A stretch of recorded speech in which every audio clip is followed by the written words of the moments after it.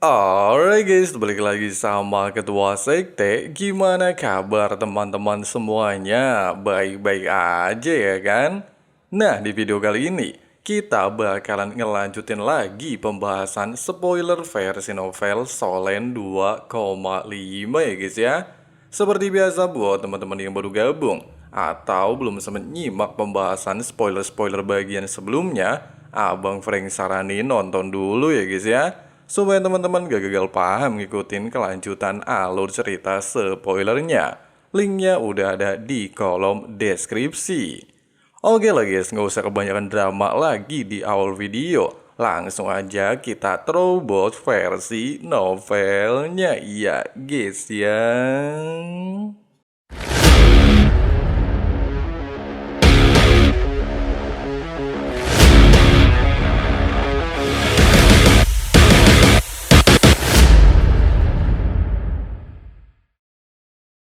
Setelah mencium Tang Wulin yang baru saja dilahirkan, Tang San lantas berdiri tegak dan berjalan ke tepi jendela kastil. Dia bagaikan sebuah gunung tak tergoyahkan. Dengan jentikan jarinya, sebuah bola cairan darah terbentuk. Meskipun terlihat hanya beberapa tetes, namun memancarkan cahaya kemasan lembut dengan aura sangat misterius. Tang San kemudian mengarahkan cairan ke dahinya dan perlahan menyatu dengan tubuhnya. Saat penyatuan terjadi, cahaya emas mulai bersinar dari dahinya.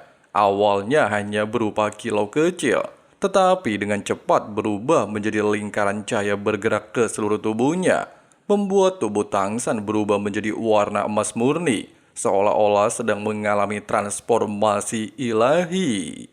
Bersamaan dengan hal tersebut, Tang San mulai berjalan perlahan menuju jendela. Setiap langkahnya diiringi suara retakan tajam dari dalam tubuhnya, seakan sesuatu sedang pecah dan terlepas. Setiap langkah juga memunculkan lingkaran cahaya di belakang kepalanya. Setelah 9 langkah, 9 lingkaran cahaya lengkap terbentuk di belakangnya, sehingga menandakan kekuatan Tang San telah kembali ke puncaknya. Selama proses itu juga, serpihan energi terlihat terlepas dari tubuhnya. Ketika semua serpihan lenyap, tubuhnya menjadi hampir transparan dan memancarkan kualitas ilahi yang tak terlukiskan. Pada saat yang sama, identitasnya sebagai dewa laut benar-benar kembali sempurna.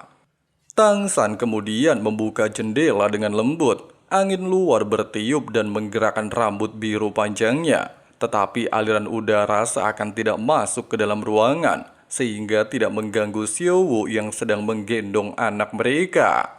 Saat suaranya bergema lembut ke seluruh alam dewa, langit yang sebelumnya gelap mulai berubah. Awan hitam perlahan menghilang, digantikan cahaya biru yang jernih. Seolah-olah kabut yang menekan pikiran para dewa akhirnya tersapu bersih.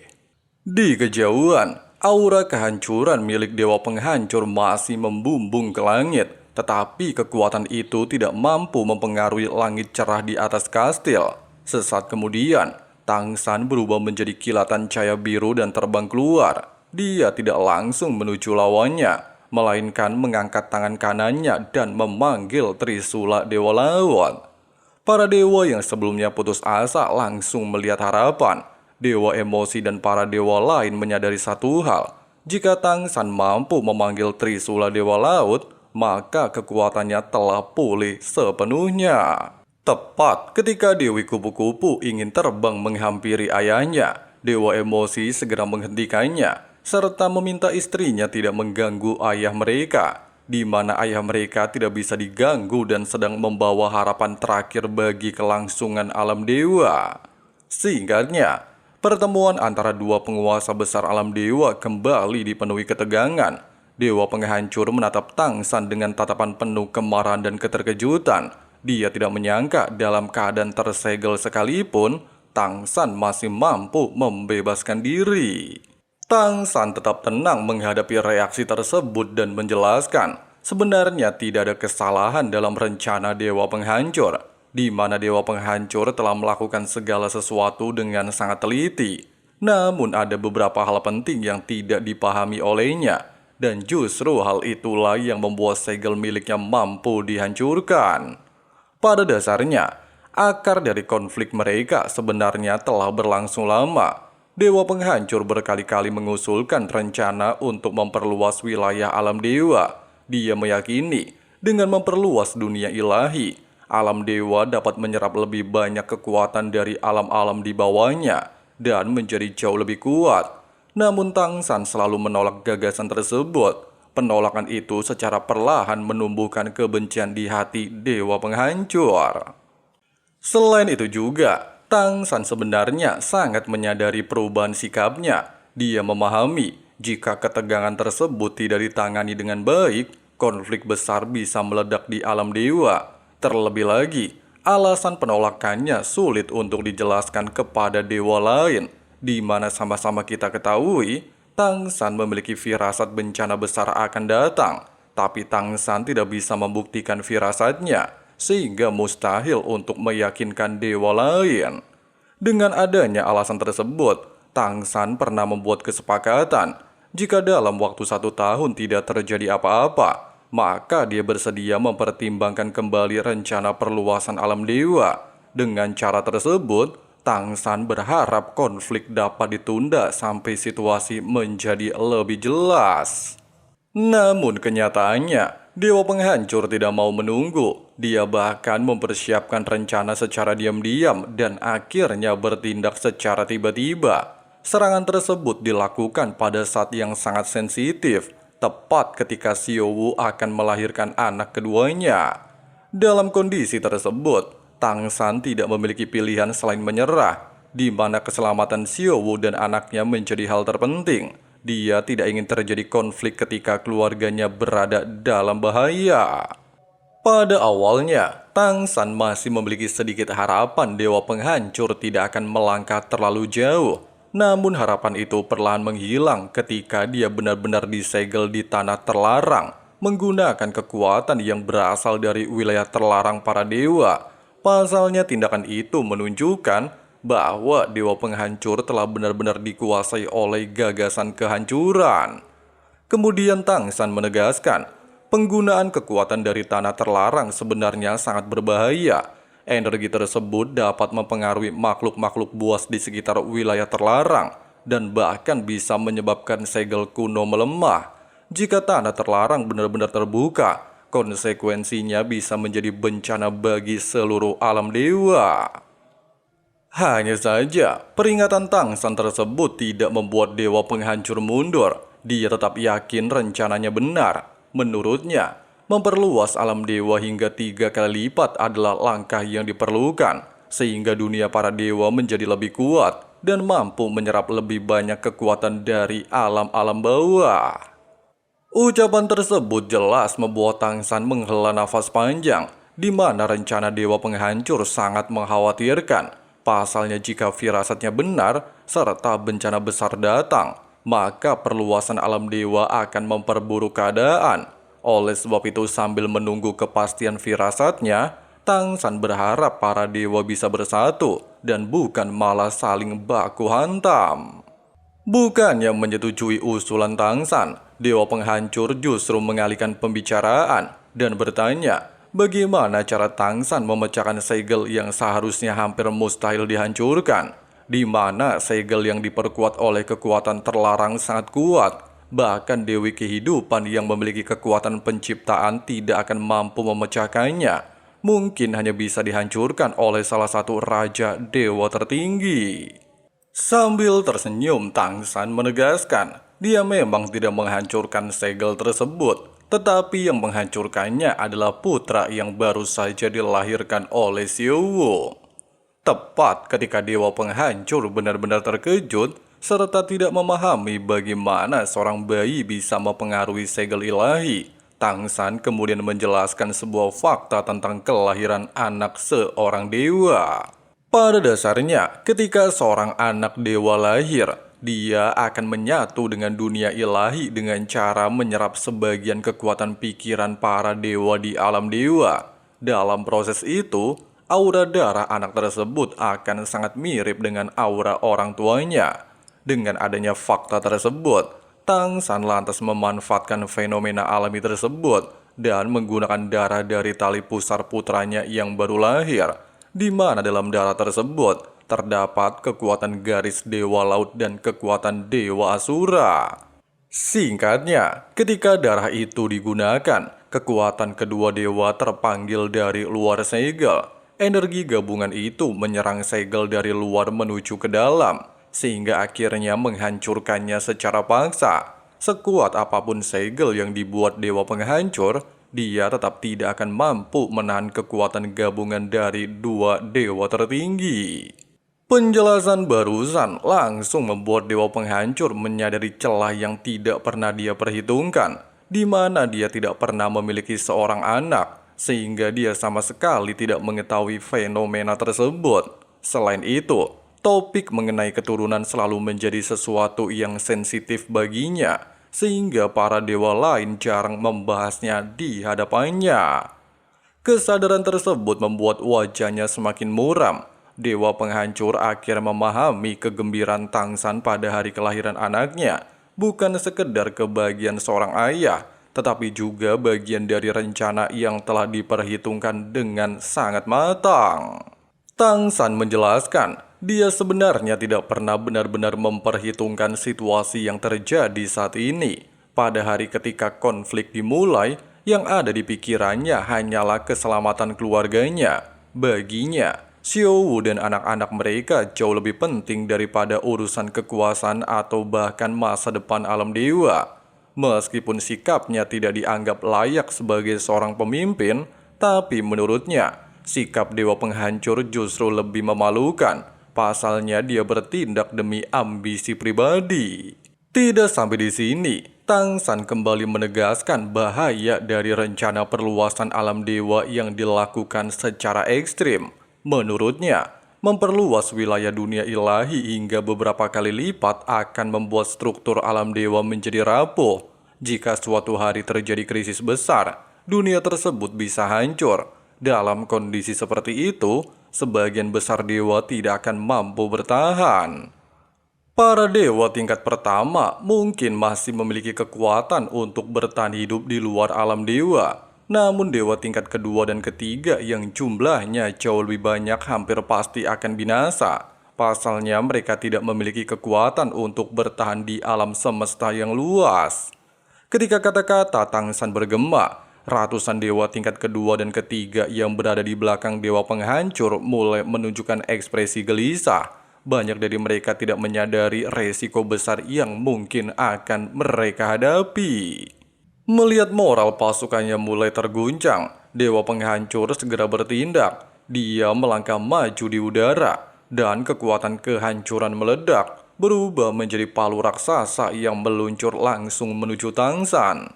Tangsan tetap tenang dan mengangkat Trisula Dewa Laut, memanggil lingkaran cahaya emas yang langsung menahan serangan palu kehancuran, bahkan membuat semua dewa yang hadir menyadari konflik besar tidak lagi terhindarkan. Meskipun demikian, Tangsan masih mencoba mencari jalan untuk menghindari kehancuran yang lebih besar, serta mengusulkan konflik dihentikan sebelum terlambat. Menurutnya, jika mereka bekerja sama, alam dewa yang telah diperluas masih bisa dipadatkan kembali. Meskipun proses itu mungkin menyebabkan hilangnya sebagian kekuatan spiritual, tapi kerugian tersebut masih bisa diperbaiki seiring berjalannya waktu. Namun dewa penghancur menolak gagasan tersebut dan beranggapan setiap keuntungan besar selalu datang dengan resiko besar. Dalam pandangannya, jika rencana perluasan alam dewa berhasil, dunia para dewa akan menjadi jauh lebih kuat. Selain itu, para dewa yang mendukungnya juga akan memiliki kesempatan lebih besar untuk naik ke tingkat kekuatan yang lebih tinggi. Bersamaan dengan ucapannya, 7 dewa dosa asal perlahan maju. Dengan sikap seperti itu, mereka menunjukkan bahwa mereka tetap mendukung keputusan dewa penghancur. Di saat Tangsan menyadari adu mulut tidak akan mengubah apapun, serta hanya dengan pertarungan untuk menyelesaikan masalah, dewa penghancur justru menatapnya dengan penuh keyakinan. Dia tidak percaya Tangsan seorang diri bisa membalikan situasi. Tangsan sendiri menyadari kekuatan individu tetap memiliki batas. dia tidak menganggap dirinya mampu mengalahkan semua lawannya sendirian. Namun dia juga menegaskan bahwa dirinya tidak benar-benar bertarung seorang diri. Setelah mengatakan hal itu, Tang San kemudian menoleh ke arah Rong Nianbing serta para dewa elemen yang sebelumnya telah berjuang keras. Dia juga memberi isyarat bahwa tugas mereka sudah selesai dan mereka dapat beristirahat. Kemudian dia mengangkat trisula emasnya tinggi ke langit, memunculkan sebuah cahaya emas luar biasa, sehingga menandakan pertempuran akan segera dimulai. Sebagai mantan penguasa alam dewa dan salah satu dewa tertinggi, setiap gerakan Tang San memiliki pengaruh besar. Para dewa di pihak lawan segera bersiap menghadapi kemungkinan serangan. Meskipun situasi kekuatan sebenarnya tidak menguntungkan bagi Tang San, tapi formasi hukuman ilahi yang dimiliki para dewa dosa asal tidak lagi bisa digunakan. Pasalnya membutuhkan energi luar biasa dari pusat alam dewa. Mereka hanya memiliki keuntungan jumlah bersama dewa penghancur. Di sisi lain, Tang San hampir sendirian dalam hal kekuatan tempur. Di sampingnya hanya ada dewa emosi yang masih mampu bertarung. Sedangkan para dewa elemen dan Rong Nianbing sudah sangat kelelahan setelah pertempuran sebelumnya. Dengan perbedaan kekuatan yang begitu besar, pertempuran yang akan terjadi terlihat sangat berat bagi Tang San. Namun meskipun menghadapi lawan yang jauh lebih banyak, dia tetap berdiri tegak, siap menghadapi apapun demi menjaga masa depan alam dewa. Di tengah ketegangan, Tang San tiba-tiba menunjukkan senyum tipis.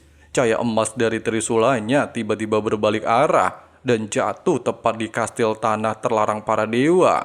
Bahkan dalam sekejap mata, jendela kastil terbuka satu persatu. Dari dalamnya, beberapa sosok melesat keluar dan terbang menuju Tang San. Mereka adalah para dewa yang sebelumnya ditangkap oleh 7 dewa dosa asal dan dipenjara di dalam kastil. Orang pertama yang muncul adalah sosok pria berambut pirang dengan tubuh kekar dan aura gagah. Dia adalah dewa perang Daimubai. Dengan sikap percaya diri, Daimubai segera berdiri di belakang Tang San. Kemudian 4 dewa lain turut keluar dari kastil. Mereka adalah dewa kecepatan, dewa masakan, dewi 9 warna, dan dewa ponik. Kelima dewa berkumpul rapi di belakang Tang San. Mereka semua adalah rekan lamanya yang berasal dari kelompok legendaris yang sama. Dengan semangat yang bangkit kembali, Daimubai menyatakan kesiapannya untuk bertarung. Tang San memandang mereka dengan senyum hangat. Para dewa tersebut pernah dikenal sebagai 7 Monster Shrek, kelompok sahabat dari benua Doulo yang telah melewati banyak pertempuran bersama. Meskipun kini mereka semua telah menjadi dewa, semangat persahabatan mereka tetap tidak berubah. Ketika suasana semakin memanas, sebuah cahaya merah muda tiba-tiba melesat keluar dari jendela kastil. Sosok itu adalah Xiao Wu dan masih menggendong bayi yang baru saja dia lahirkan.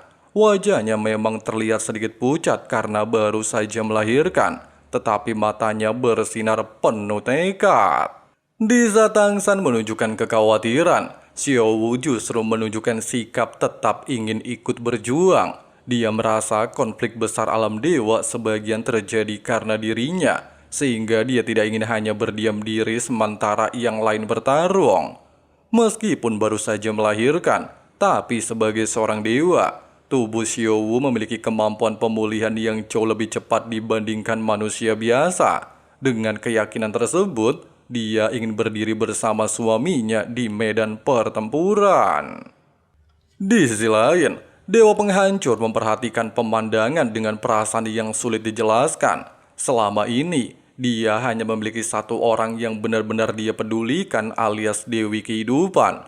Namun melihat hubungan erat antara Tang San dan para sahabatnya, hal itu membuatnya menyadari adanya ikatan lain yang belum pernah dia rasakan, disebut sebagai persahabatan dan persaudaraan yang kuat.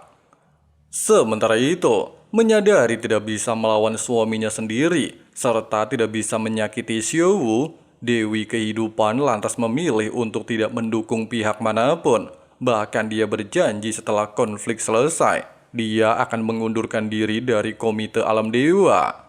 Setelah memikirkan hal tersebut, Dewi Kehidupan mendekati Xiaowu dan menyalurkan energi kehidupan kepadanya, sehingga bisa membantu Xiaowu memulihkan diri pasca melahirkan. Dengan bantuan energi kehidupan, kekuatan Xiaowu segera pulih dengan pesat. Kini dia siap berdiri bersama Tangsan dan para sahabat lamanya untuk menghadapi pasukan Dewa Penghancur. Nah guys, begitulah pembahasan alur cerita spoiler versi novel Solen Solen 2,5 di bagian kali ini ya guys ya. Dimana King Tangsan akhirnya memulihkan seluruh kekuatannya berkat kelahiran anaknya alias Tang Wulin. Dan 7 monster Shrek kembali berkumpul di alam dewa untuk menentukan nasib alam dewa ya guys ya. Dan jika teman-teman masih penasaran gimana sih kelanjutannya, langsung aja klik subrek dan nyalain notifikasinya ya guys ya. Oke lah, makasih banyak banget buat teman-teman yang udah nonton videonya sampai habis. Di sini Abang Frengsi Ketua Sekte undur diri dulu. See you and bye. Bye. Baby, you make me feel nervous. If I still have you, I have purpose. It's all worth it. I know you told your friend you're not okay, and tell me what's wrong and why you never said you felt that way. I guess you're trying to stay strong and fake a smile until I look away. But I've known you too long, it hurts to watch your blue eyes fade to gray as you fade away.